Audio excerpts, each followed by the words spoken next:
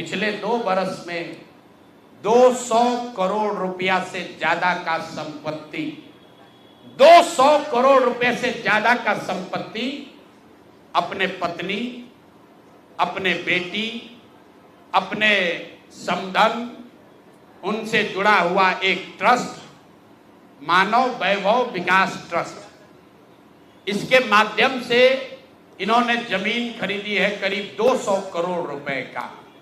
माननीय मुख्यमंत्री नीतीश कुमार के दाहिने हाथ, इनका हालत देखिए।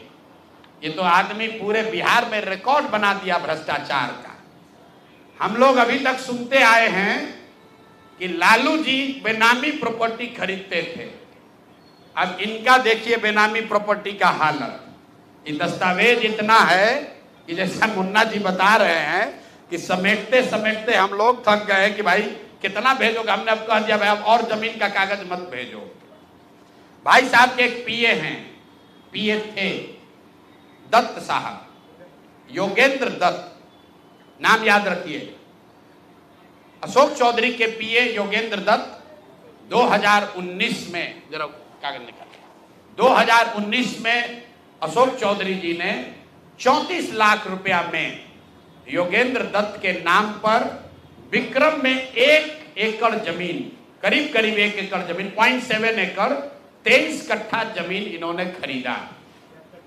76 डिसमिल जमीन है जो 23 सवा 23 कट्ठा होता है, करीब करीब 0.7 एकड़। विक्रम में 34 लाख में जमीन खरीदा गया योगेंद्र दत्त के नाम पर, जो उस समय अशोक चौधरी के पीए थे। अब सुनिए इसमें कहानी। 2 बरस के बाद दत्त साहब ने वो जमीन ट्रांसफर रजिस्ट्री कर दिया अशोक चौधरी के बेटी और अभी के सांसद शांभवी चौधरी के नाम पर 34 लाख रुपया में। इसका डीड है, ये डीड आपको जारी करेंगे, आप देख लीजिएगा।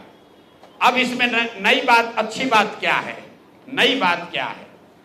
34 लाख रुपया में जो दत्त साहब ने जमीन खरीदी थी और यहां रजिस्ट्रार ऑफिस में लिखा गया 34 लाख रुपए में दत्त बेच रहे हैं जमीन शांभवी चौधरी को, और एक दत्त साहब को पैसा कितना गया बैंक से? 10 लाख रुपया। वो बैंक का अकाउंट डिटेल है, जरा दीजिए, तारीख आपको बता देते हैं कि 2 साल के बाद जो जमीन अशोक चौधरी ने अपने पीए के नाम पर खरीदी थी, वही जमीन वापस 2 बरस के बाद अपने बेटी के नाम पर लिखवा लिया, और 34 लाख के रुपए के जमीन के एवज में अशोक चौधरी ने दत्त साहब को 10 लाख रुपया बैंक से भेजा।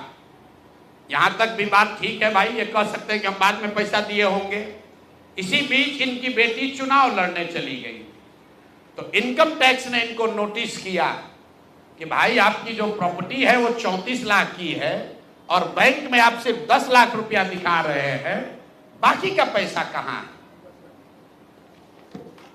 तो 10 लाख जमीन इनकी रजिस्ट्री हुई है। उसके एक दिन बाद, तारीख नोट कर लीजिए, 20 फरवरी 2021 को 10 लाख रुपया इन्होंने अपने पीए के अकाउंट में डाला है। अकाउंट यहां पर डिटेल आपको दे देंगे, और 34 लाख रुपए का जमीन वापस इनसे ले लिया। जब इनकम टैक्स ने नोटिस रेज किया कि जमीन है 34 लाख का और अकाउंट में सिर्फ 10 लाख रुपया ही दिख रहा है, तो 4 बरस के बाद 27 अप्रैल 2025 को जमीन लिखवाया है 2021 में। इनका क्रेडिबिलिटी देखिए। जमीन रजिस्ट्रार ने लिख दिया, आप हम जाते हैं उसको खड़ा करके पूछता है भैया कहाँ है रुपया, कहाँ दिए?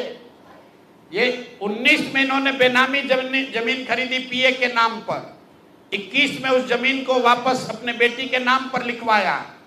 10 लाख रुपया का ट्रांजैक्शन हुआ। जब इनकम टैक्स ने नोटिस रेज किया तो भाई साहब ने जान बचाने के लिए 27 अप्रैल 2025 को, मतलब बेटी के एमपी बनने के बाद 25 लाख रुपया दत्त को, मिस्टर दत्त को फिर इन्होंने बैंक से ट्रांसफर किया। तो मैं आपके जरिए अशोक चौधरी जी, जो अपने आप को महादेव का भक्त बताते हैं, हमको तो लक्ष्मी के ही भक्त ज्यादा दिखते हैं, महादेव के भक्त नहीं हैं, ये लक्ष्मी के भक्त हैं। अगर आपने 34 लाख रुपए की जमीन अपने पीए से अपने बेटी के नाम पर खरीदी तो उसका भुगतान क्यों नहीं किया? 10 लाख ही क्यों भुगतान किया?